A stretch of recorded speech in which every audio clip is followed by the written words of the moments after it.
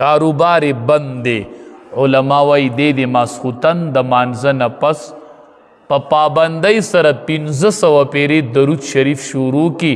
قرضونه او کاروبارونه هر څه به قرضونه به ختم شي او کاروبار به کوله وشي.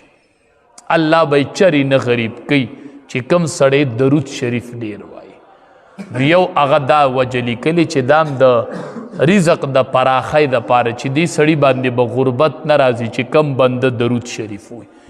کنی شروع کوي درود شریف وایي غربت به نه راځي انشاءالله همیشه به دې مالدار. بل علماء هغه لیکلي دي وایي چې کم سړی حجونه او عمرې سیوا کوي دی به نه غریب کیږي. مونږ خو وایو چې که حج او عمرې لزم جو ټولې پیسې به په دې ولګي نو بیا به څه کوو چې کم سړی حجونه او عمرې ډیر کوي دی به نه غریب کیږي. یا لیکلي په ده به الله مالداري راولي. دی به الله نور مالداري چې حج له ډیر ځي او عمرو له ډیر ځي. دی به الله نور مالداري او نور مالداري به پې الله راولي.